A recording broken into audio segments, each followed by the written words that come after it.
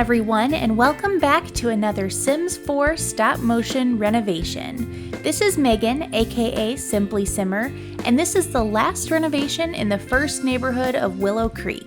This renovation is covering the Garden Essence house.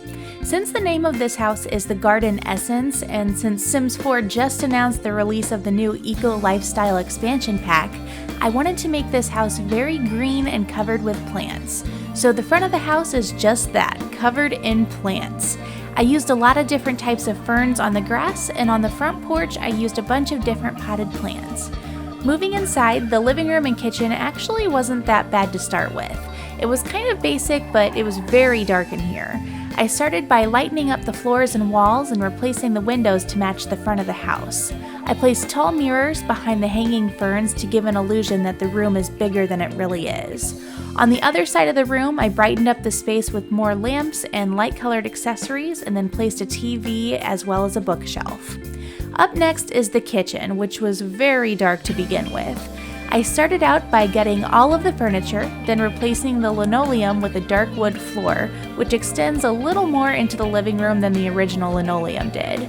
I went with dark appliances and counters here, and then I placed wooden cabinets with glass doors above them.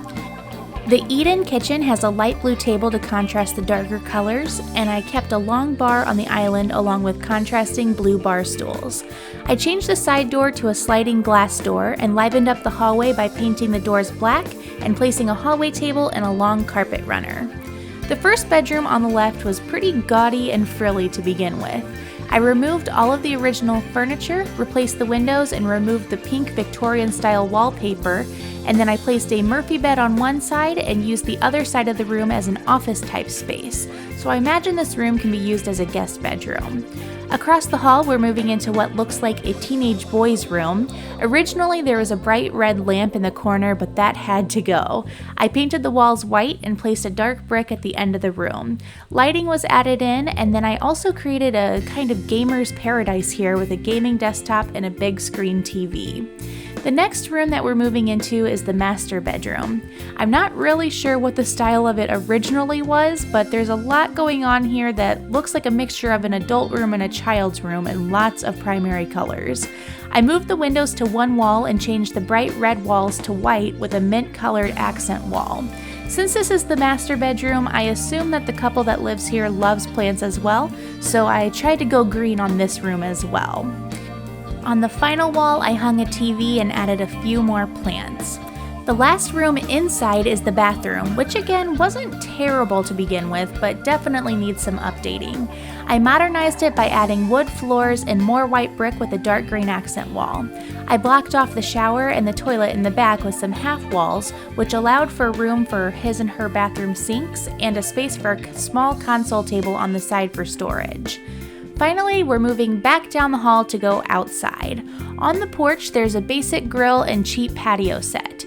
I removed those and extended the roof to make a covered porch. I placed some plants and an updated patio furniture set with a coffee table along with a bigger grill. When I hear Garden Essence, I imagine a yard that's filled with plants, and the original just does not have that. I started this backyard renovation by placing stepping stones across the yard, leading to what you'll soon see as a small greenhouse. Inside the greenhouse, I placed a flower workbench and some potted plants, and then I added some wind chimes on the outside. I added some plants and a bird feeder to the yard, and then I placed several different planter boxes along with sprinklers and a bee box.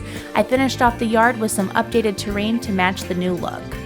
And finally, we're on to my favorite part of every renovation video, the before and after shots. While this house wasn't absolutely awful to begin with, it definitely needed a little bit of work and some updating, and I think we really gave it an entirely new look and gave it a true garden essence. This lot was originally 63,329 simoleons.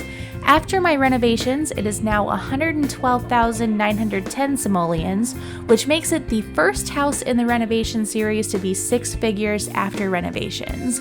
This house, along with all of my other renovations, is available on the gallery, and I have my gallery information listed in the description below the video along with my social media information.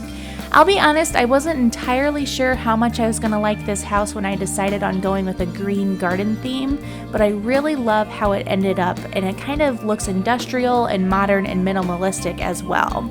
I remember when Sims 4 first came out, lighting was kind of an opportunity point for improvement, and you can really tell in these base game houses how dark the original game was. But I think with the new wall colors and windows along with different lamps and lights, it's so much brighter and easier to see everything. Let me know in the comments which room was your favorite, or if you have any questions on any of the parts that I renovated. I'm personally a big fan of the new greenhouse that was added in. I try my best to get back to each and every one of you as soon as I can, so even if it's just to say hi, I'd love to hear from you. If you liked this video, make sure to hit the like button and consider subscribing if you haven't already. Then join me next week when we renovate the Rindle Rose House in Willow Creek. That's all I have for now, so I'll see you all next week. Bye, everyone!